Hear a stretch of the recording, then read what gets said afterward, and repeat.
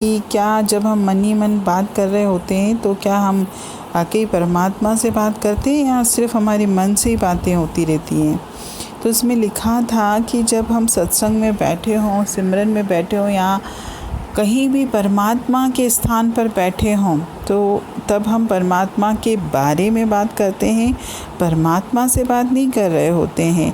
जैसे सत्संग में भी बार बार परमात्मा का ही बखान किया जाता है, उनकी ही महिमा का गुणगान किया जाता है, उनके प्रेम, उनकी भक्ति के बारे में ही बात की जाती है, लेकिन हम परमात्मा के साथ बात नहीं करते। यानी जैसे हम जो दो लोग अगर बैठे होते हैं, बात तो दोनों आमने सामने करते हैं लेकिन किसी और के बारे में बात होती है। तो ऐसे ही हमारे साथ भी है कि हम सत्संग में सत्संग सुनाने वाला और सत्संग सुनने वाले दोनों ही आपस में आमने सामने बात करते हैं, लेकिन बात किसकी करते हैं? हम परमात्मा की बात करते हैं। यानी परमात्मा के बारे में बात कर रहे हैं, परमात्मा से बात नहीं कर रहे हैं। और इसमें लिखा भी था कि फिर भी अगर हम परमात्मा के बारे में भी बात करते हैं ना, तो भी हमें जीवन में फ़ायदा ही मिलना है। क्योंकि देखिए, जिसके बारे में अगर हम बात करते हैं ना, आप जीवन का अनुभव लेके देखिएगा कि अगर मैं सामने मेरे कोई और बैठा हो, हम दोनों किसी तीसरे व्यक्ति के बारे में बात करते हैं, तो ऑटोमेटिकली आप देखना, जो भी अगर हम उसके बारे में अच्छी बात कहेंगे तो हमारे मन में उसके लिए प्रेम का, तारीफ़ का अच्छा भाव आएगा। और अगर हम किसी की निंदा चुगली कर रहे होते हैं या किसी की बुराई कर रहे होते हैं या किसी की कमियों या किसी के दोषों के बारे में बात कर रहे होते हैं, तो ऑटोमेटिकली आपके मन में भी उस व्यक्ति के लिए वही भाव आएगा। तो जब मैं सत्संग में बैठकर परमात्मा के बारे में बात करता हूँ, परमात्मा के भजन गाता हूँ, परमात्मा की वाणी सुनता हूँ या सुनाता हूँ, तब अंतर में तो परमात्मा हुआ ना मेरे। अगर वो मुझे सामने साक्षात नहीं दिखाई दे रहा है तो भी इससे मुझे कोई फ़र्क नहीं पड़ेगा, कहीं ना कहीं तो मेरे अंतर में वो विराजमान है ना।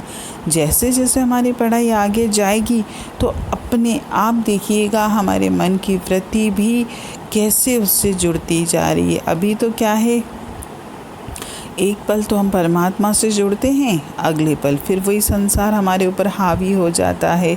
और इसमें दिया भी था कि जब हम परमात्मा के आगे प्रार्थना करते हैं तो कहीं ना कहीं तो हमको ऐसा लगता है ना कि वो हमारी बात सुन रहा है, यही आसपास मौजूद है।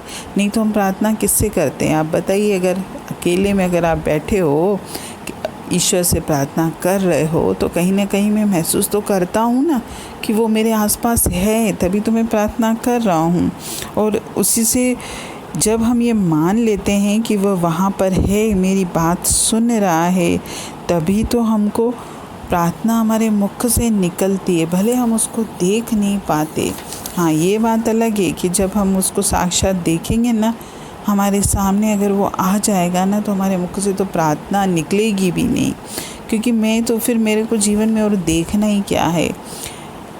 उसमें पता नहीं, उस दिन एक चला था सत्संग में, किसी ने बात चली थी या दृष्टांत था या कुछ था कि एक कोई सूरदास संत थे, तो उनने जीवन भर तपस्या करी, लेकिन जब उनको आँखें परमात्मा ने दी तो उन्होंने यही कहा था कि जब परमात्मा मुझे नेत्रों में रोशनी देगा तो मैं सबसे पहले तेरे दर्शन करना चाहता हूँ।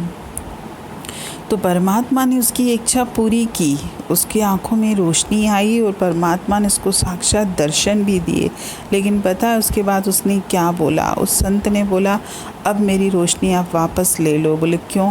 क्योंकि उसने कहा, जिन नेत्रों से मैंने आपके दर्शन किए, अब इन नेत्रों से, इन नेत्रों की ज्योति से मैं किसी और को देखना ही नहीं चाहता। तो आप देखिए, अगर परमात्मा जिस दिन साक्षात हमारे सामने आएंगे तो फिर मुझे किसी और को देखने का मन ही नहीं होगा।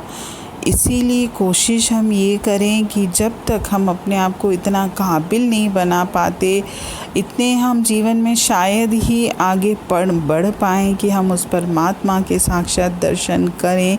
लेकिन तब तक इतनी तो पढ़ाई करें कि जो मैं मानता हूँ, जो मैं अपने अंतर में विश्वास रखता हूँ कि वो ईश्वर मुझे भले दिखाई न दे, लेकिन वो है तो मेरे पास।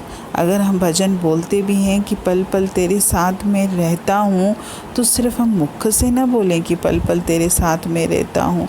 परमात्मा बोल रहा है कि मैं तो हूँ तेरे साथ, ये हम ही हैं। जैसे कई बार हमसे ऐसा होता है ना कि हमारे पास कोई चीज़ पड़ी होती है, लेकिन हम उस चीज़ की तरफ ध्यान ही नहीं देते और हमारी नज़र कहाँ जाती है, दूर की चीज़ पर जाती है। और हम यही कर रहे हैं जीवन में कि जब मेरे अंतर में साक्षात प्रभु विराजमान है, लेकिन मैं कितना बाहर दुनिया में भटक रहा हूँ, कितना बाहर दुनिया में प्रेम तलाश कर रहा हूँ, रिश्ते तलाश कर रहा हूँ, न जाने मैं जीवन में क्या क्या तलाश कर रहा हूँ। मेरी तलाश अंत समय तक ख़त्म ही नहीं होती। लेकिन जब इस संसार का रचयिता, इस संसार का मालिक मेरे अंतर में है, मेरे सबसे करीब है, कैसे मैं उसको विसार देता हूँ, कैसे मैं उसको भूल जाता हूँ। हरि ओम।